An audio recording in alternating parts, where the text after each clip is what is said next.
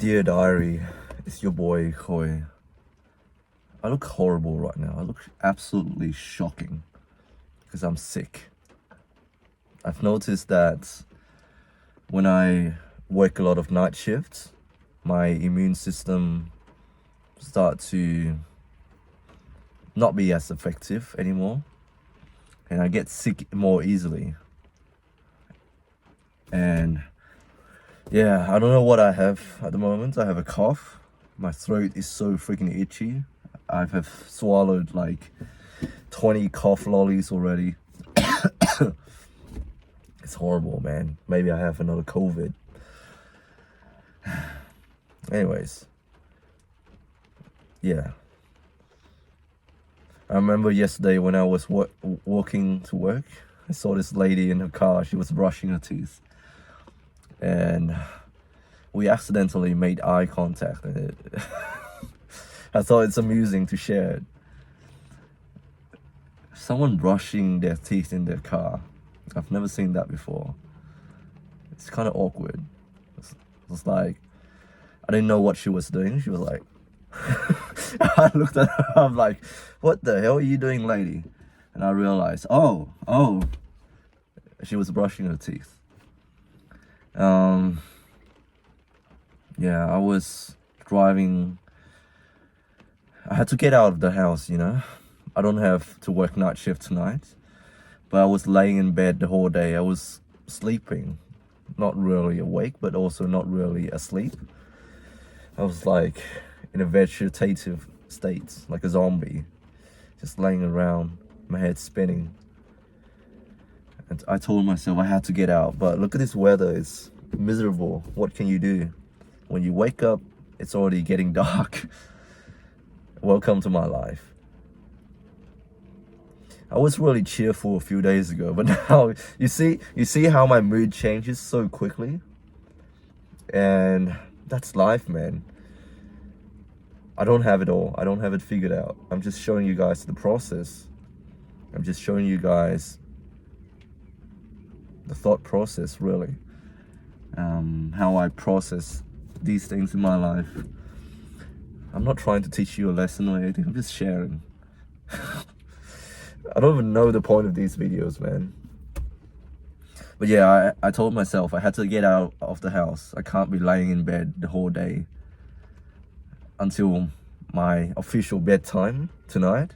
I can't be sleeping. I can't be laying down for 24 hours. That's not healthy for a man my age and my activity level.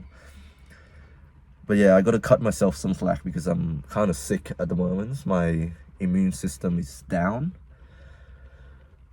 Yeah, and I have also not been eating properly either.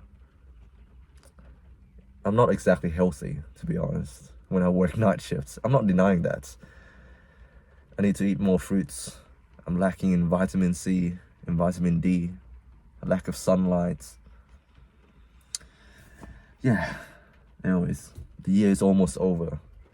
We're gonna make it, bros. I remember thinking about Genghis Khan last night. For some reason,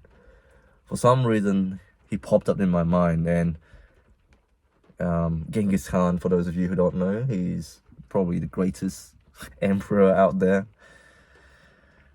Yeah. It was believed, or it was known, that Genghis Khan was able to father upwards of 3,000 kids during his lifetime with all of the women in his harem. It makes me think, wow, so many children. And I heard people saying that we have a little bit of his DNA in all of us. He was so good at reproducing. He was so good at passing on his genes that I believe I now share a part in that ancestry. I might have some of his blood in me right now, which is crazy to think about. How can one man be the father of so many children? So I asked myself, I was working night shift. I got a bit of downtime. So I asked myself, how can such a modern man achieve such feats of, I don't know, reproductive success? And one thing that came to my mind, that is to be a sperm donor. Now hear me out. I know it's not viable for a lot of men nowadays to be having a lot of partners, nor at any time in history really. Only a small handful of men get to breed with a large number of women, and the rest are either celibates or they can only be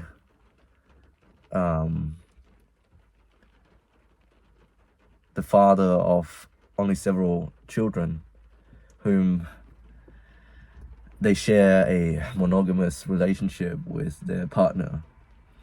Now, I don't know what ideology you subscribe to, whether you think only men and women can be parents, or you subscribe to the multiple parents ideology, or you support the LGBTQIA plus ideology. The fact of the matter is that you need a male gamete and a female gamete to produce an offspring. No question. No question. Don't debate me on this. You need a male and a female cell in order to form a baby. And many unconventional families nowadays seek out to fulfill this parental role by seeking alternative options to be able to conceive. I'm not going to speak on this topic. I know it's a contentious topic, and yeah, I was in hot water a few months ago talking about this topic, so I'm not going to touch it. But yeah, the fact of the matter is you need a male and a female in order to procreate. Yeah, so for this family with two mothers or two fathers, you can't really have a child naturally unless you go down the path of artificial insemination or surrogacy. You either borrow the womb of an actual woman. What am I saying, an actual woman? A biologically female person, and you need to obtain the sperm from a donor in order to form a baby. You know what I mean. And I was thinking to myself, why would anybody do that? Why would anybody donate their sperm? I don't really understand this, because imagine my offspring with my genetic makeup. If I ever donate sperm, which I don't think I will, I haven't really thought this through. I just had this thought. And then one day, my child, my offspring with my DNA, well, part of my DNA and a woman's DNA, grow up to be a person. They'll be so confused around the secrecy of their birth. You know how children are. When they reach the age of reason, they ask their parents, Mommy, Daddy, how was I born? How did I come to be on this earth? And the usual response would be, well, you see, when a woman and a man love each other very much, these things happen. But I feel like in the future, they can't really say this anymore. Because is it really love? I guess it is in a way, because I'm giving this child a chance to be alive, to experience life, this gift of life. But then to not be a part of their life, to give them this doubt about their origin, their genetic makeup, where they came from. Now, I know that your identity isn't really strictly linked to your biological makeup.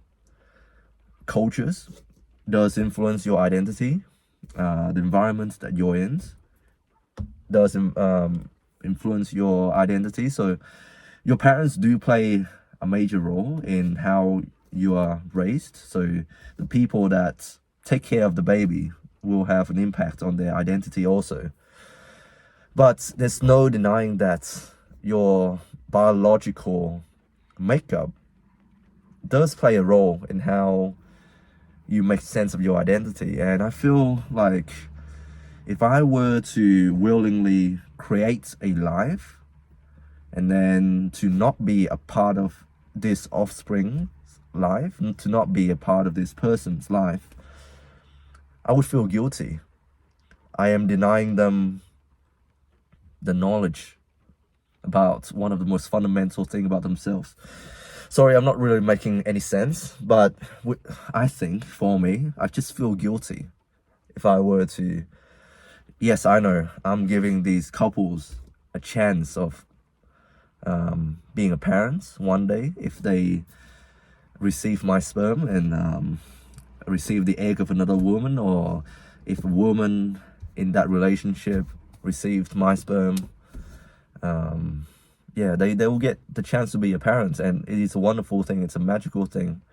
I can't understand it because I'm not a parent, but looking around me, listening to my colleagues and the people in my life, they all say that children are a blessing to the world, and they feel so blessed to be able to observe this tiny being growing into a wonderful human being. You know, like it's an amazing thing. Don't get me wrong, but I feel like I would be really irresponsible. Me personally, I feel like I would be abandoning my child. And I can't do that in my good conscience. I simply cannot. Now, I know that there are options for these children when they reach 18 to find out the identity of their biological father. But then once again, it's just going to be really awkward. Being completely detached from my offspring and him growing up in, or her growing up in a completely different household, and then one day when I'm in my old age, I hear these knocking on my door, and this random ass person who has the same eyes as me looking up at me and saying, "You are my biological father. Where have you been?" Or, "I want to know more about myself." I would feel some sense of guilt, real talk, for not being there. And it is not acceptable for me to be with a, say, lesbian couple, to be around them. That would be weird. And I don't want to do that. I don't know, man. I have a lot of mixed emotions about this stuff. But anyways, I probably shouldn't be thinking about this. I should probably think about my health first and how sick I am at the moment, how miserable I am, rather than thinking about these topics that don't really apply to my life. But that's how I work, y'all. I just gotta be real with you. Anyway, hope you guys are doing well. Stay strong. Eat some fruits. Get your vitamin C in, and don't stay up too late like me. Anyways, love you all.